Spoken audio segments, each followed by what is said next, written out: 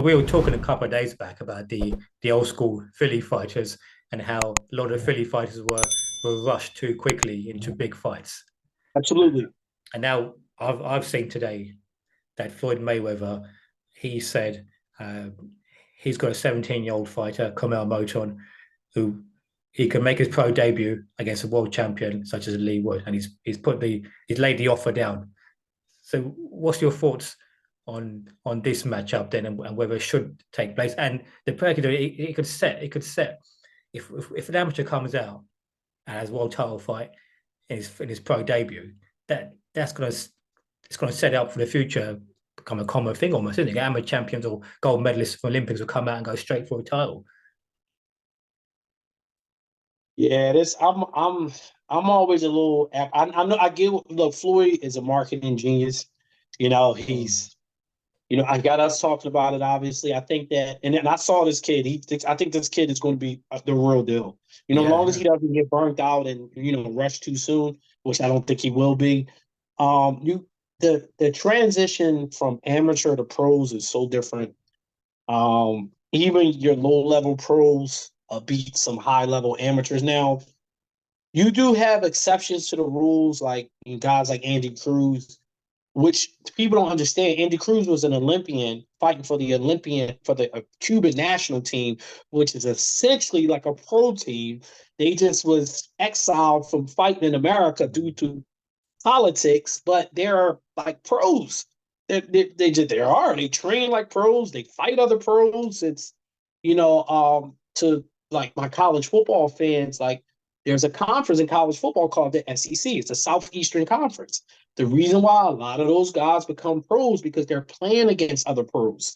So the SEC probably got the most prospects that actually go to the NFL because yeah. it's just a farm system for the NFL, and that's how the Olympian trials has always been since you and I were before we were born. Mm. So you got Olympians, and then you got regular amateurs that come along. And sometimes you get a kid like this kid who's just a prodigy, and they don't need to go through the Olympics and what have you. But I still believe in like a process, and I'm gonna throw a name at you because you're a historian, and you're gonna be able to familiarize with me on this one. Obakar Yes, out of from Clemson, Detroit, Conk. from Detroit. Mm. 19 years. I remember Obakar. I remember reading about him. No, there was no internet back then, so you just had magazine articles.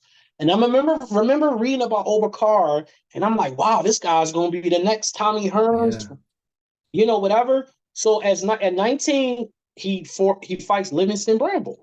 I mean, he won. He beat Livingston Bramble. Um, Now Livingston Bramble was a smaller guy, he ended up moving up in weight, but Obakar came up in an era, unfortunately, with De La Hoya, Felix Trinidad, all these great Mm. other welterweights. So because he was, I don't want to say he was rushed. It was just that the timing was unfortunate for him.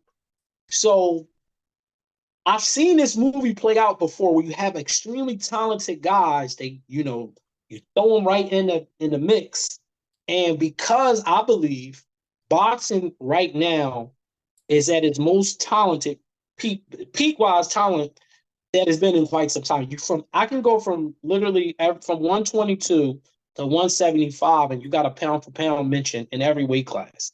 I mean, that's how loaded it. Then they're all not fighting each other, unfortunately, but it's extremely loaded talent wise. So I just think you just gotta just be careful. You gotta throw caution to the wind. That these guys aren't. Look at Keyshawn Davis. Yeah. Olympian. And I'm telling people, you gotta be patient with him. He's going to be a Mm. champion for a long period in his sport, but there's still some things he needs to work on, and rightfully so. He's still a kid. Yeah. Yeah. Exactly. Yeah. He's 17 years old. Yeah, As great as he is, and the potential he has, fighting a world champion, your first fight in longer format as well than you're accustomed to. We talked yeah, you about got. being broken down the stretch. Those punches add up. It'd be a hard one, and it could potentially backfire. And you've got It you've could be got you've that. got It you've could got even potential. work. We're either gonna look like a genius or we're gonna look like a idiot, one or the other. Mm. It's no in between. So I think that Floyd is doing the right thing. He's getting his kid recognition, getting his Yeah. name out there.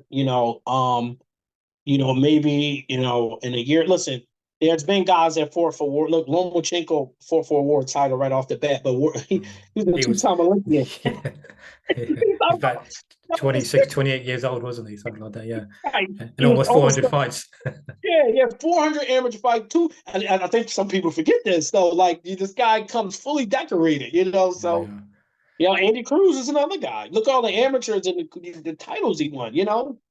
Yeah. Yeah, I mean, you've got potential world champion in your hands with a 17-year-old. Maybe Floyd, like you're saying, he's a marketing genius. He's just getting his name out there. Yeah, So yeah. when he has I his didn't first think he fight, was like. I yeah, yeah, mean, I don't. I'm not. Look, maybe the kid can beat him. I don't know, but I'm not saying he can, and he probably could. But that don't mean that he's ready to set the world on fire just yet. This stuff takes time.